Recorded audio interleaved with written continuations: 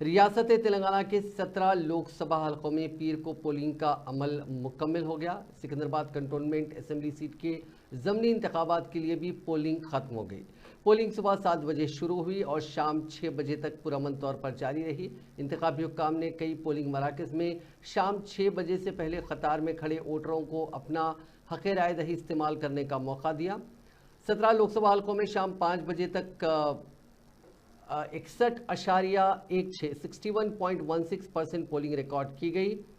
Polling फीसद करीब 65% यानी 65% तक पहुंचने का इम्कान है। इंतखाबात पोलिंग मुकम्मल होने के बाद तेलंगाना के सीईओ चीफ इलेक्टोरल ऑफिसर विकास राज ने कहा कि मजमूई तौर पर पोलिंग पुरअमन रही। सुबह मॉक ड्रिल के दौरान कुछ मसाइल देखे गए थे कुछ बूथों में, लेकिन उन्हें फौरी तौर पर हल किया गया। मजमूई तौर पर तेलंगाना में पोलिंग पुरअमन रही। इस दौरान 38 FIR जारी किए गए। तेलंगाना के मौ नवाजों से मुतासिर इलाकों में 13 असेंबली हलकों में पोलिंग शाम 4 बजे ही खत्म हो गई। महबूबाबाद, पेद्दापल्ली, आदिलाबाद, खम्मम और वरंगल लोकसभा हलकों के हुदूद में हिस्सास 13 असेंबली हलकों में सुबह 7 बजे पोलिंग शुरू हुई और शाम 4 बजे तक जारी रही।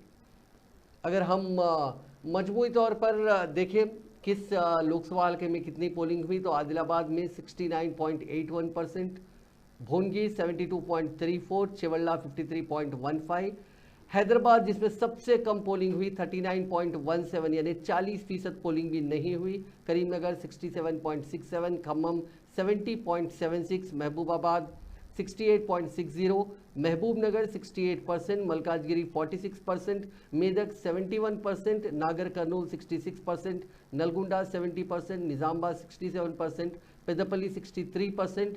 एक और शहरी हल्का सिकंदराबाद, यहाँ भी बहुत कम पोलिंग हुई 42.48% यानी करीब 43% पोलिंग हुई। वरंगल 64.08 और जहीराबाद में 71.91% पोलिंग हुई।